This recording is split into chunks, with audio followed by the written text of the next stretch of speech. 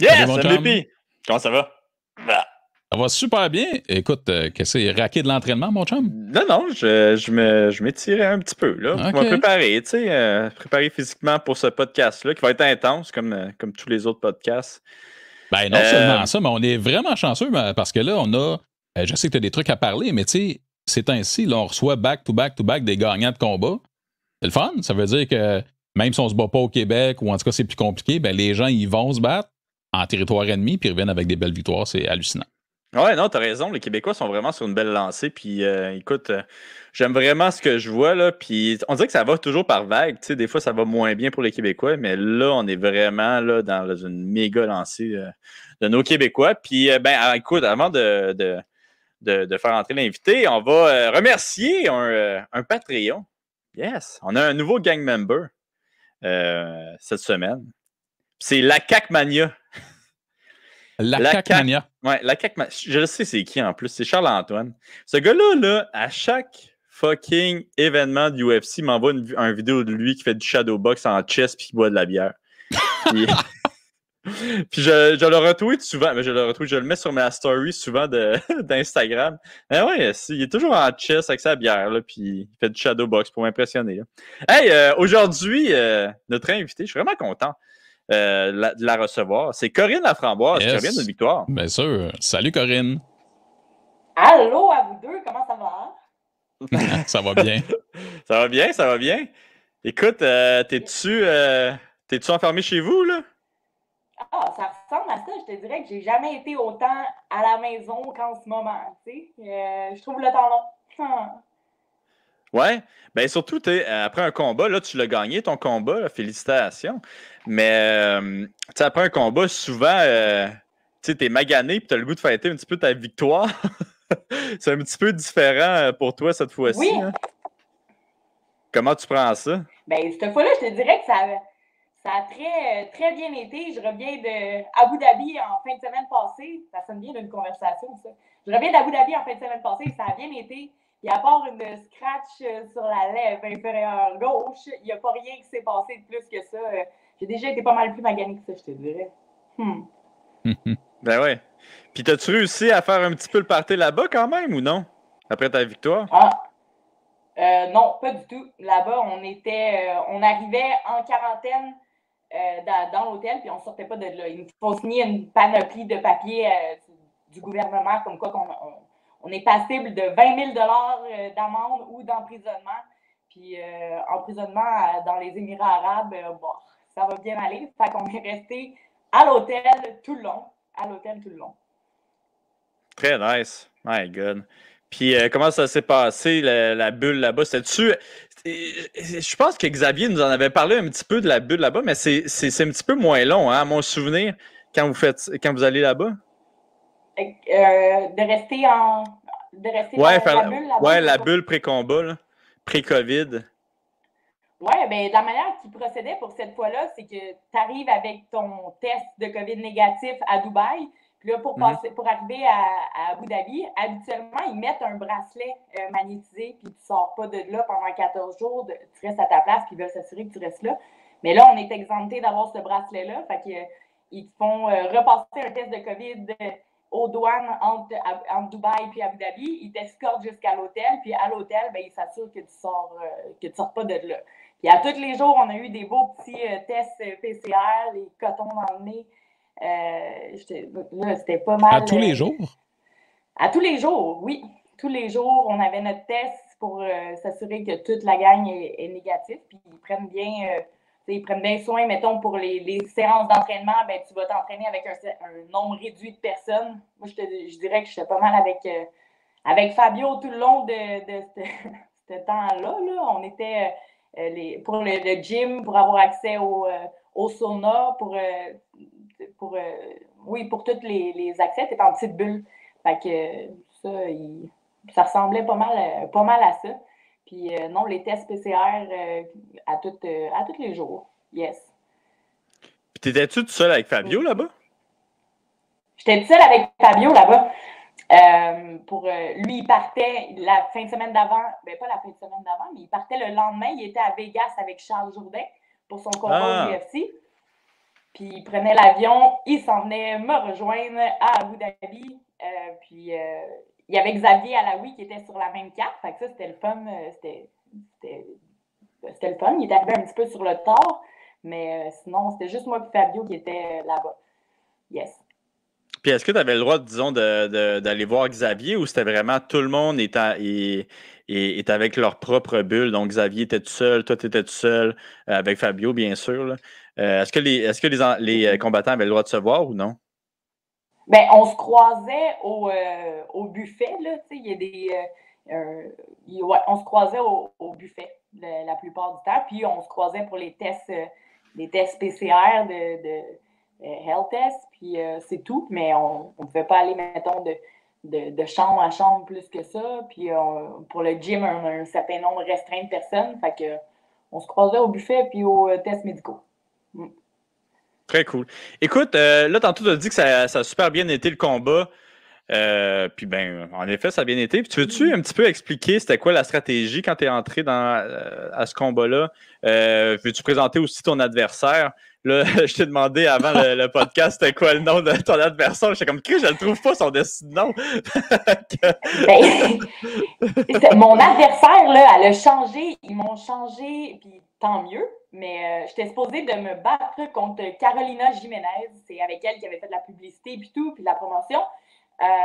Mais elle, une journée avant de prendre l'avion, son test a été positif. Fait qu'elle a testé positif pour le COVID.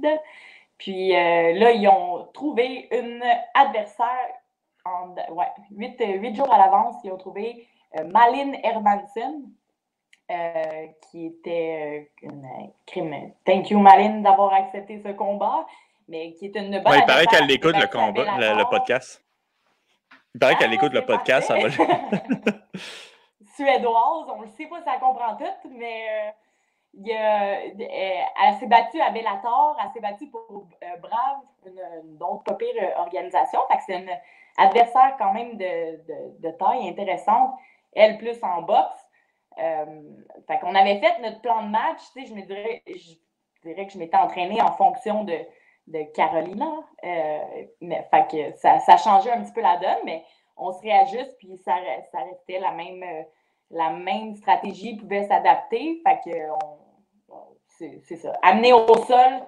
Le but, c'était d'amener au sol puis de travailler au niveau du jiu-jitsu.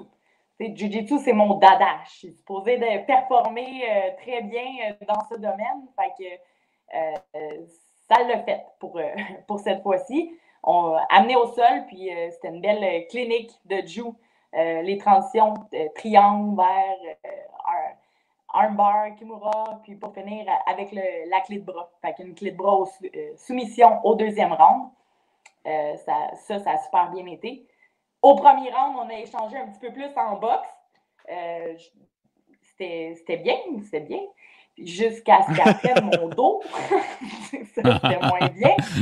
Rare naked choke. Puis là, ben, je m'étais dit, non, je vais m'endormir, il n'y a pas de problème. C'est de même que ça va se passer s'il y a de quoi à se passer, mais je ne tape pas là-dessus, c'est du déjà vu.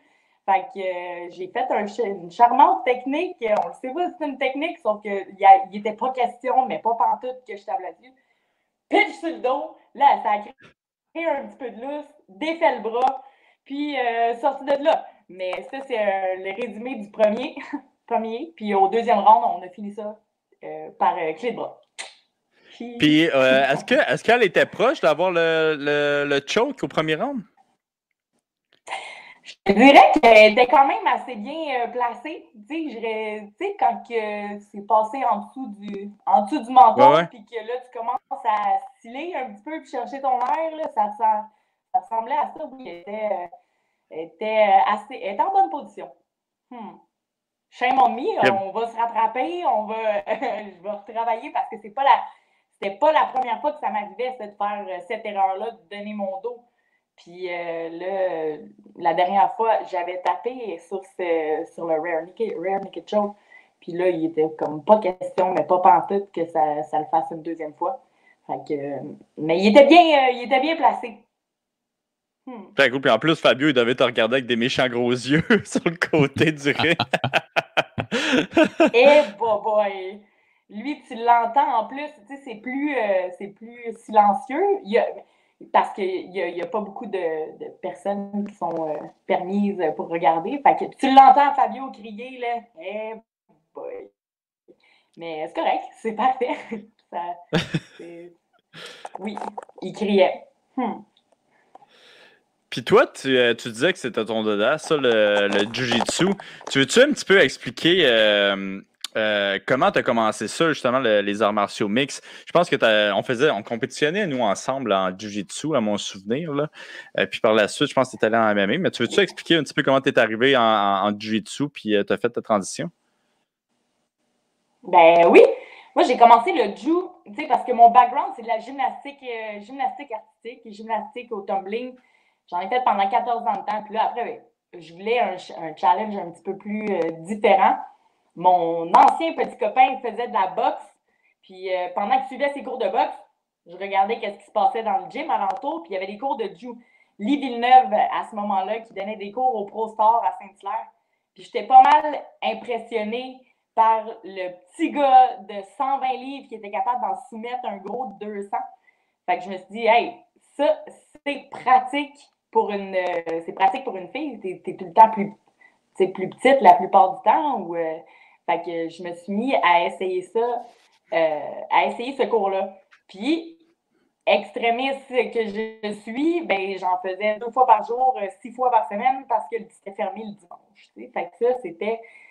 j'ai commencé avec le Jiu-Jitsu. Puis là, de fil en aiguille, je vais aller me tester. Tu sais, ça fait quelques mois que j'en fais. Fait on a commencé à faire des compétitions. J'ai gagné, en toute humilité, là, je les gagnais quand même pas mal toutes. Puis médaille d'or, puis des absolutes, puis let's go. Fait j'ai gagné les championnats du monde à Abu Dhabi, les Panaméricains à New York, les Worlds en Nogi en Californie. Fait que ça me motivait comme ben gros à continuer là-dedans. Mais le Jiu, faut que tu payes pour tes compétitions, ton entrée. Il faut que tu payes pour ton billet d'avion, ton hôtel. Fait que là, je me suis dit, ben, tout aussi bien d'être payé pour faire ce que j'aime dans la vie à la place de payer de moi-même payer pour toutes ces dépenses-là, tu sais. Fait que j'ai commencé direct en arts martiaux mix niveau professionnel. Hey! T'as pas fait de combat amateur? J'ai jamais fait de combat amateur en MMA. Non. Je me suis dit, tu sais, le combat amateur, les gants sont un petit peu plus... sont un peu plus gros, fait que là, puis en plus, t'as les chin pads, fait que là, je me suis dit, ça va briser ma game de Jiu-Jitsu. Fait que non, direct en professionnel, puis let's go. C'est de cette façon que j'ai commencé. En Allemagne, mon premier combat en Allemagne, je me rappelle, on arrive là 30 minutes avant le combat, avec un pretzel puis un café. Moi, j'ai aucune idée de ce dans quoi je m'embarque parce que j'en ai jamais fait. J'ai jamais mangé un petit punch de 14 dans le front. Pat Côté me dit, tu vas voir, ça surprend. OK, let's go. Fait que on a le pretzel, le café, on arrive là. Le plan de match était assez simple. C'était boxe un petit peu debout, là. Puis après, on l'amène au sol, puis on finit en clé de bras. C'est boxe au premier round, puis on l'amène au sol, on finit en Jiu-Jitsu. C'est très clair, hein, comme... Let's go. Let's go. Mais tu sais, elle était championne du monde en kickboxing, championne, elle avait des titres de Muay Thai, plein de ceintures. Fait que moi, pas de problème. Fabio m'a dit que c'est ça qu'on faisait, c'est ça qu'on fait. Commence à échanger en boxe un petit peu. Pif, paf, il me manque de l'expérience, là, tu sais. OK, on va pas jouer de même pendant un round certain. J'aime pas ça. Fait que là, on est allé au sol. Ça a bien fini. Clé de bras au premier round. Mais elle a eu le temps de me casser la mâchoire, tu sais. J'avais un quand même. Quand même, oui, quand même. Puis, tu sais, à ce temps-là... c'est peut-être de la naïveté, mais j'ai décidé de continuer quand même. Mais ça, c'était ma première expérience en arts martiaux mix. Puis, une belle expérience, tu sais. Ben, au moins, j'ai gagné!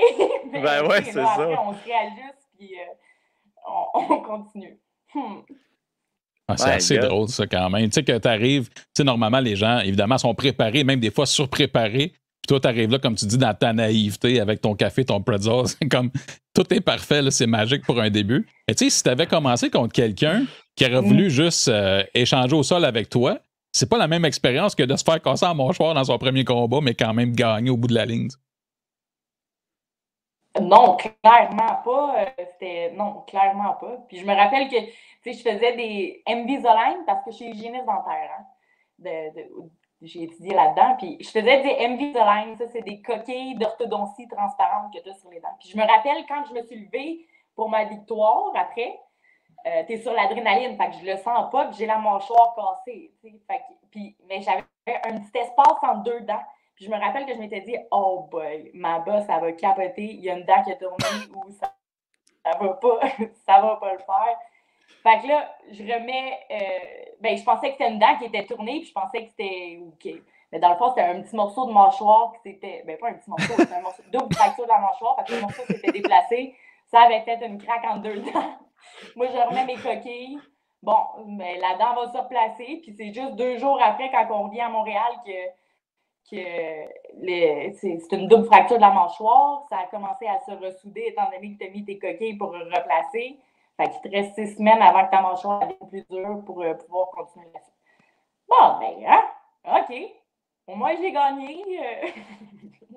Mais là, ça a-tu bien guéri, cette affaire-là? Parce que là, tu dis que ça a pris 2 jours avant que tu ailles à l'hôpital, non?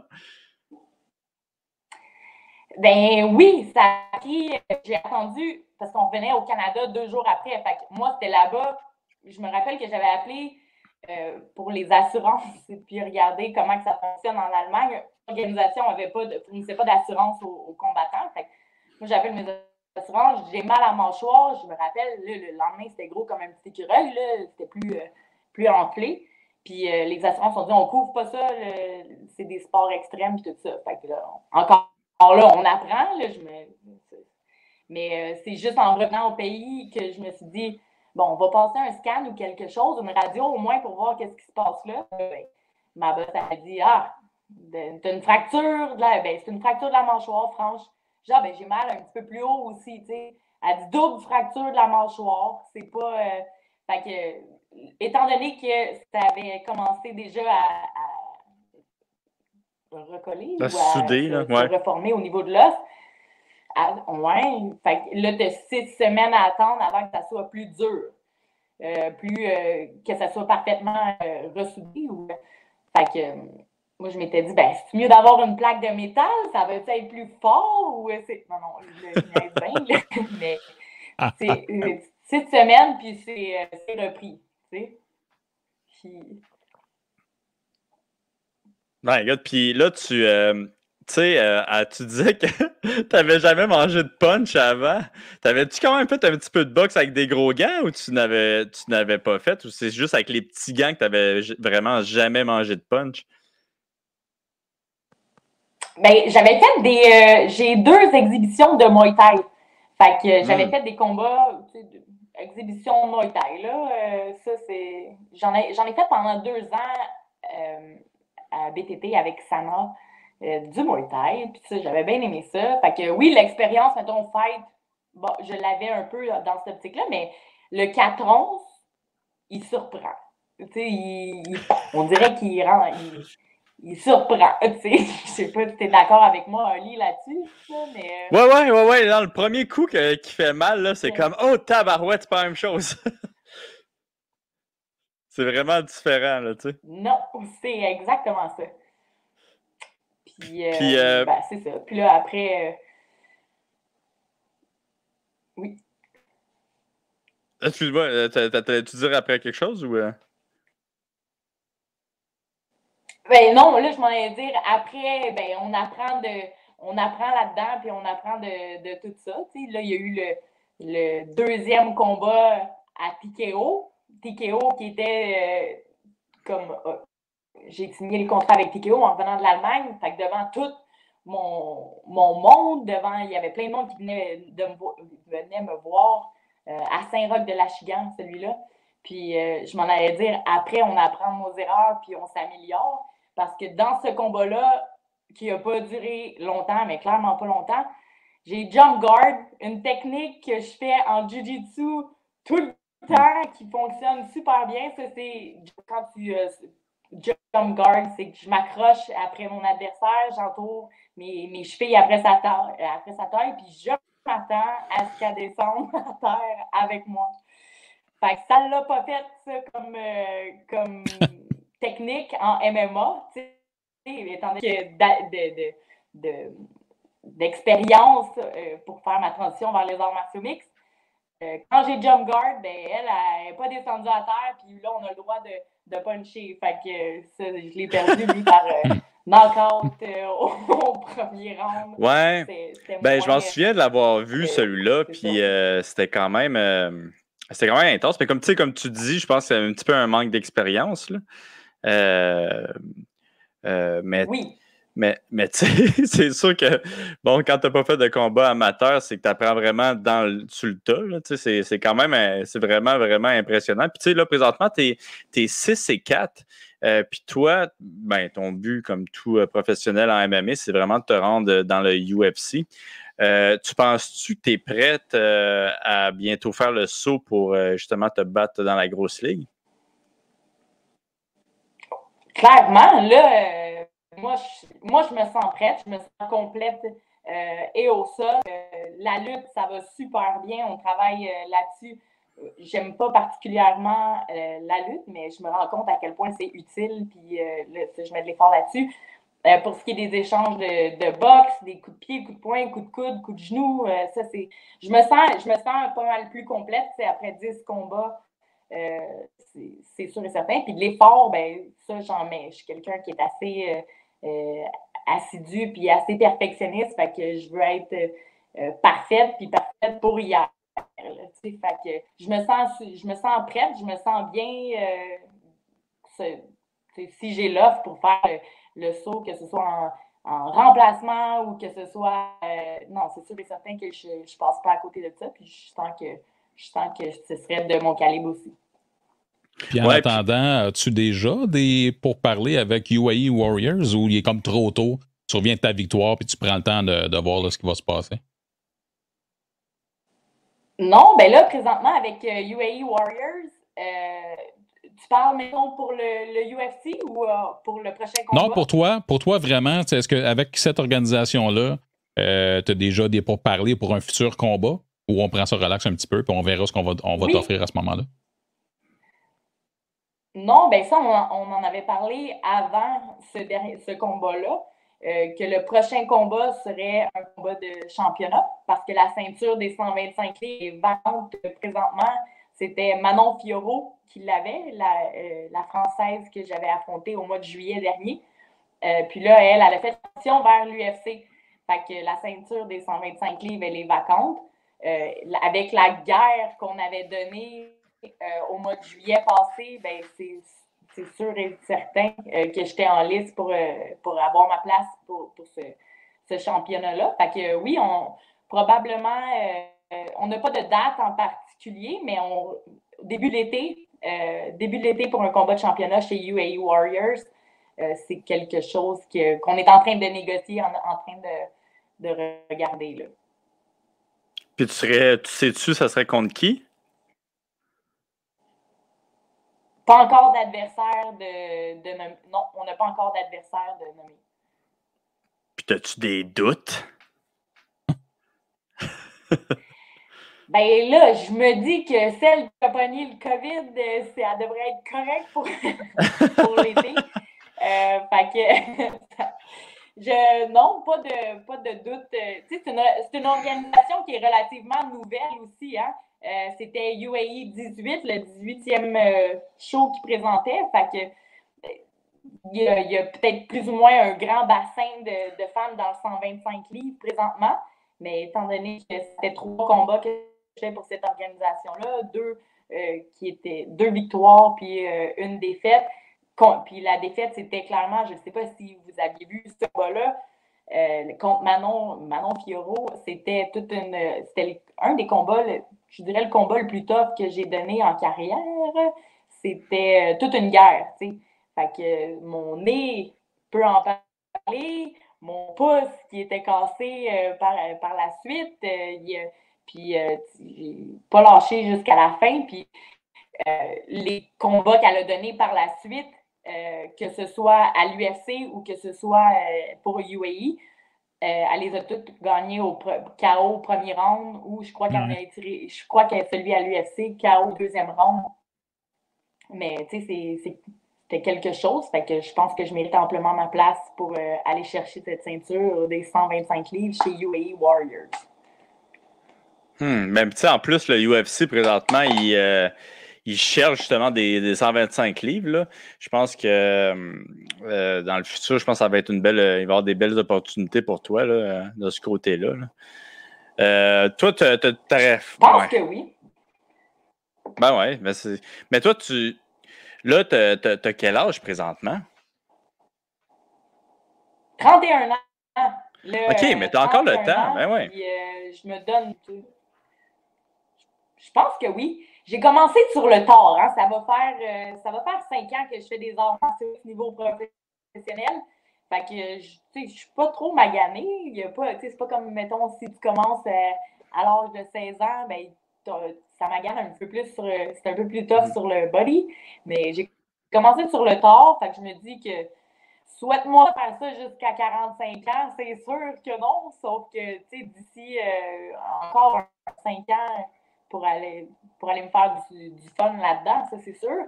Mais puis comme tout peut changer du jour au lendemain aussi. Tu peux avoir une mauvaise blessure ou tu peux. Tu sais pas comment que la vie est faite, mais je pense que je suis dans le bon timing. Là, 31 ans, ça va bien. Mais Corinne, dans le fond, là, t'as été. On dit que c'est une nouvelle organisation, ou plutôt récente, là, UAE Warriors. Heureusement qu'ils sont là, honnêtement, dans la période où on vit, parce que, tu sais, Oli, des fois, on en parle. Puis, tu sais, Oli, t'as une crainte de. Tu sais, ça freine les combattants canadiens, québécois, tout ça. T'as même une crainte pour la relève de ce que ça va donner. Heureusement qu'eux sont là. De ce qu'on avait compris quand on a parlé à Xavier Alaoui, il avait dit que vous étiez bien traité là-bas. Est-ce que tu as le même sentiment? Te sens-tu à l'aise avec la promotion comme telle? Mais premièrement, oui, il y a une chance qu'ils sont là pour faire rouler les sports de combat présentement, là, parce que j'ai quand même eu la chance de. Je me suis battue 2 fois en 2020 puis une fois en 2021 pendant ce temps-là, cette pandémie-là. Fait que ça, c'est vraiment en plus. Puis leur façon de procéder aussi pour prendre soin des combattants. Oui, c'est sûr et certain qu'ils prennent soin des combattants, puis tu te sens au moins en sécurité dans une organisation comme ça, parce que, là, je me répète, mais le combat en juillet dernier, là, c'était pas intéressant. Mon nez il était en dessous de l'œil droit quand j'ai fini ce combat-là. Le pouce il était cassé, puis tu sais, à la place de dire, bon, prends un Advil puis on te renvoie au Canada, ben non, t'es pris en charge par ton organisation, puis t'es vu et traité là-bas. Fait qu'ils ont étendu mon billet d'avion d'une semaine de plus pour que j'ai une chirurgie là-bas, puis pour que ils prennent en charge tout ça. Fait que juste déjà là, le lien de confiance, c'est vraiment, vraiment bien. Les bourses, c'est quand même super intéressant comparativement à ce que j'ai connu, mettons, dans autres organisations. Puis, puis juste le fait aussi que, tu sais, là, je donne comme exemple mon adversaire qui a pogné la COVID avant de prendre son avion. Une semaine avant le combat, je dirais que j'y croyais pas. Tu sais, là, c'est impossible qu'il me trouve quelqu'un, une fille 125 livres, qui est prête avec ses tests de fête, puis qui va accepter ça à une semaine d'intervalle pour le combat. Mais non, le matchmaker, c'est une connaissance de Fabio, travaille jour et nuit pour faire arriver ce combat-là, pour que pour tenir ses engagements. Fait que ça, c'est pas merveilleux. Moi, je trouve que c'est parfait, c'est super, tu sais.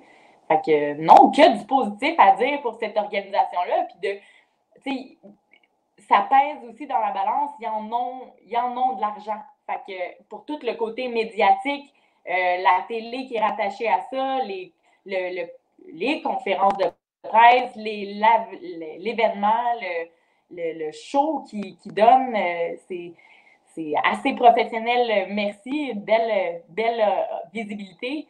Puis pour avoir été dans le coin, mettons, de Valérie Letourneau à Bellator, pour avoir vu les backstage de d'autres organisations, et bah, ils sont vraiment dedans. Là. Je suis vraiment contente d'être engagée par cette compagnie-là et de travailler avec eux autres, là, c'est sûr et certain.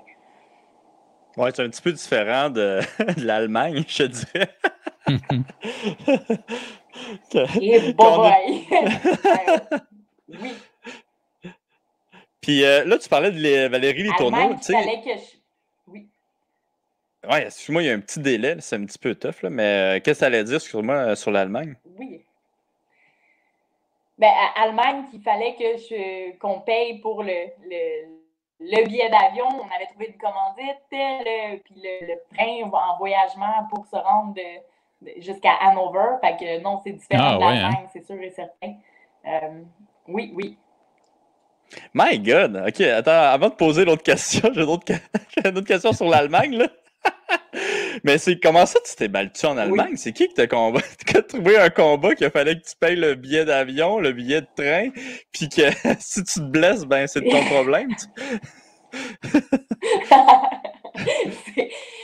Ben, au début, j'étais supposée de me battre en octobre, OK, sur la carte de... Zut, je me rappelle pas, puis shame on me, là, je me rappelle pas, c'est une organisation qui n'a pas duré trop longtemps, qui était endossée par Éric Aymard. Bref, j'étais supposée de me battre pour Éric Chaput ou Éric Aymard? Puis je pense que c'est Éric Aymard. OK, oui, ça se peut. Ouais. Éric... Celui qui annonçait les combats. Le nom va me revenir. Oui, exactement. Il s'était parti une organisation. Je pense que ça a duré comme non, peut-être plus que 2 combats, mais ça n'a pas duré trop longtemps, sauf que j'étais supposée... J'espère que c'est pas 2 combats parce que c'est même pas un événement, ça. non. Mais j'étais supposée me battre sur cette carte-là. Puis, mon adversaire, je m'étais fait canceller le jour de la pesée. Fait que là, j'étais vraiment déçue.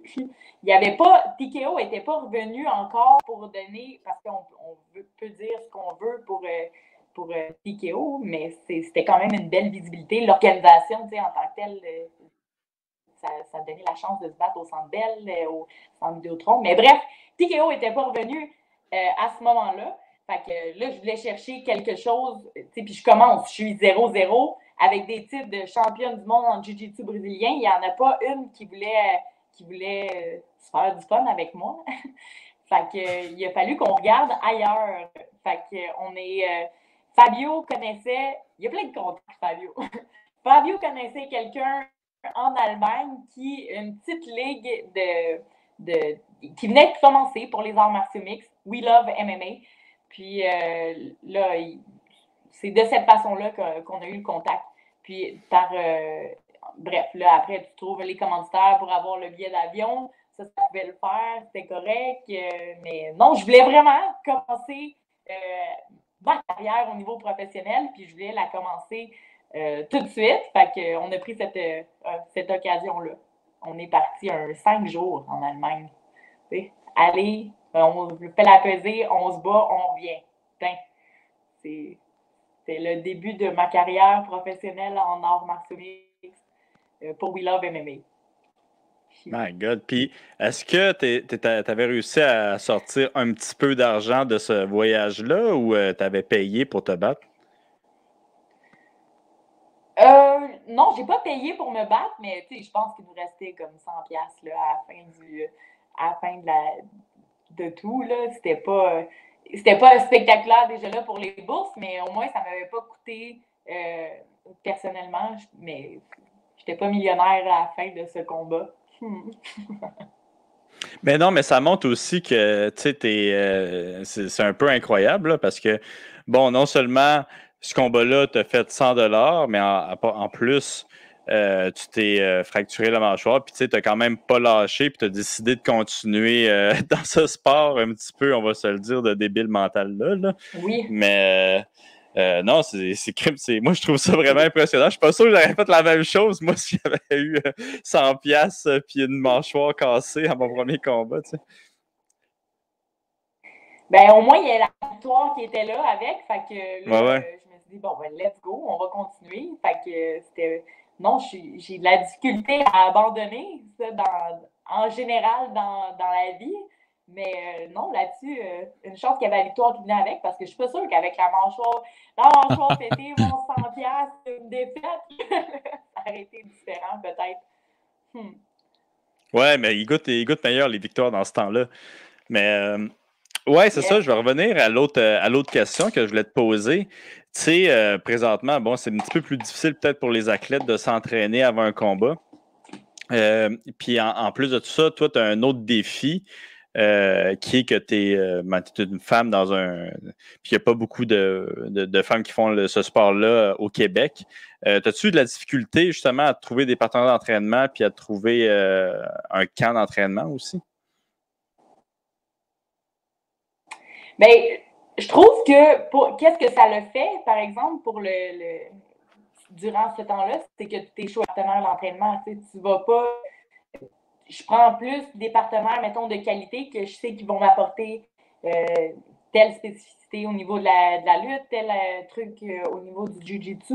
Fait que c'est plus restreint comme bulle, vraiment, mais c'est de la qualité. Fait que ça, c'est l'ajustement que j'ai fait depuis le mois de juillet passé. Là. Puis de travailler aussi avec les conseils de Will puis de Francis Carmon. Ça a fait une énorme différence au niveau de la game pour le faire mixer le tout, là, les arts martiaux mix ensemble. Pas juste. Parce que j'avais comme façon de penser d'aller faire ma boxe dans un gym de boxe, d'aller faire mon jiu-jitsu dans un gym de jiu-jitsu, de faire ma lutte à la lutte. Mais mixer le tout, c'est un art en soi. Fait que ça a fait une énorme différence sur ma game. Ça a transparu en fin de semaine pour cette victoire-là. Là, fait que les conseils, je dirais pas mal avec Will au niveau du conditioning, puis au niveau de plan de traitement, pas de plan de traitement, ça, je te parle d'hygiène dentaire, mais plan de match. Plan de match, puis ça fait une bonne différence d'en avoir un qui est assez. Non, ça, je dirais que ça a fait une différence. Ouais, c'est vrai, j'avais oublié que tu étais rendu avec Track Fit aussi, là, qui est justement, comme tu dis, le gym de Will puis Francis, là, qui est une super équipe. Là, puis je pense que tu fais très bien là-bas aussi. Là. Puis est-ce que tu. Oui. Non, vas-y, excuse-moi. Je suis en décalage, hein? Je suis désolée. Mais non, je suis enchantée de. Recommence pas! Les avoir trouvés. Enchantée de les avoir trouvés.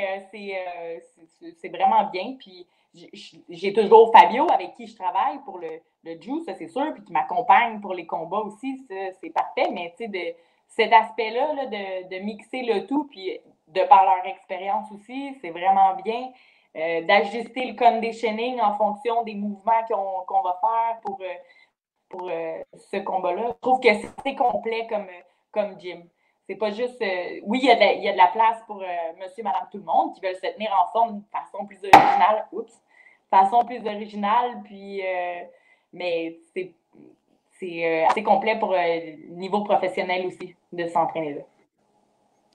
Puis tu trouves-tu que ça a été bénéfique pour toi que justement l'entraînement soit plus privé que pré-COVID, tu sais, que bon, c'est des grands groupes, vu que justement les coachs ont plus de temps à te donner? Parce que moi, personnellement, j'ai trouvé que c'était bien. Là, fait que, ouais, vas-y, excuse-moi. Oui, je trouve que ça fait une bonne différence, hein, parce que tu es tout le temps en privé ou si tu n'es pas en privé, tu es une ou deux personnes max. Puis comme je te dis, au niveau de la qualité, c'est vraiment plus spécifique. Fait que non, j'aime bien ça, cette formule-là. c'est quand même intéressant pour un objectif, mettons, de travailler sur toi-même puis d'aller chercher la victoire pour ce combat-là. Mais sinon, je suis plus... oui, c'est ça. C'est plus spécifique. J'aime bien cette façon de procéder-là. Ouais, je pense qu'il va y avoir plusieurs athlètes qui vont commencer à faire ça. Tu sais, je me souviens que Ronda Rousey, elle avait fait sa médaille d'argent avec un camp d'entraînement comme ça, sa médaille d'argent aux Olympiques, là, avec un camp d'entraînement comme ça. Puis elle était tout seule, à mon souvenir, avec Jimmy Pedro, puis avec Kyla Harrison. Puis c'est comme ça qu'elle avait gagné sa médaille d'argent. Mais moi aussi, j'ai vraiment trippé, un groupe plus petit, puis des exercices plus concentrés sur justement sur toi, tu sais. Fait que non, je pense qu'il y a beaucoup d'athlètes qui vont changer aussi vers ce format-là, surtout au Québec, puisque ici, on ne peut pas faire grand-chose. Mais ça va être intéressant à voir le futur. Non. Mais ça va faire partie des choses ça va faire partie des choses que tu penses que vous allez apprendre dans vos. Tu sais, mettons, autant toi, Corinne, que Oli.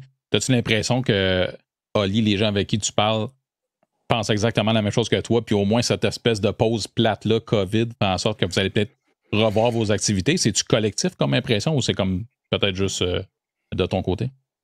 Tu sais, je pense que les deux sont importants, là, les entraînements en groupe et les entraînements plus privés, mais je pense que justement, on a vu que l'entraînement privé est vraiment utile à tous les niveaux. Là.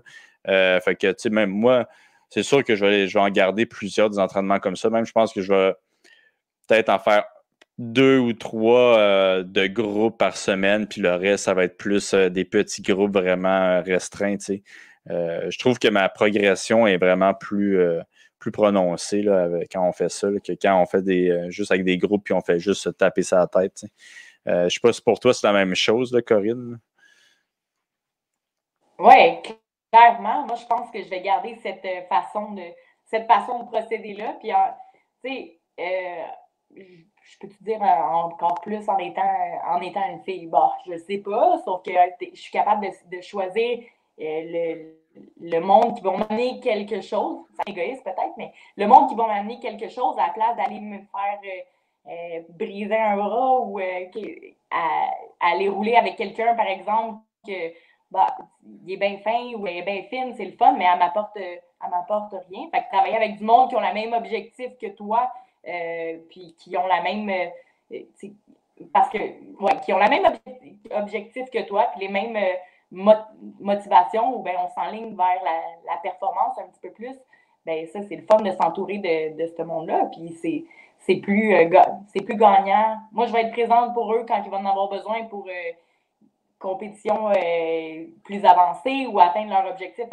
mais eux autres, de savoir qu'ils sont présents pour moi, mettons, pour aller me démarquer dans mes objectifs, ça, c'est apprécié aussi. Puis je trouve que j'aime bien cette formule-là, que d'aller faire du PR avec tout le monde ou les cours de groupe qui sont un petit peu moins personnalisés.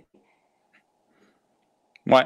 OK. Hey, très cool. Merci d'être venu. Puis, hey, je suis vraiment désolé de t'avoir coupé 20 fois. Là. mais c'est le décalage. Là. C'est comme ça. Tu pensais que j'allais te couper encore une autre fois? Ben là, je me vois encore. Mais pas de problème, pantoute. Puis c'est un plaisir, mais pour moi, super contente d'avoir échangé avec vous autres. Puis n'importe quand, la prochaine fois, je m'arrangerai pour pas qu'il n'y ait pas de décalage. Je ne sais pas comment je vais faire ça, mais non, un plaisir d'échanger avec vous. Puis, merci, Corinne. Écoute, Corinne, on va se reparler quand tu vas gagner ta ceinture puis aller dans le UFC. Yes. Qu'est-ce qui va être très prochainement. Fait que non, j'ai bien hâte. Puis c'est super intéressant ton histoire. C'est vraiment une belle histoire de persévérance. Là. Fait que un gros merci d'être venu sur le podcast. Beaucoup. Bye. Yes. Bye.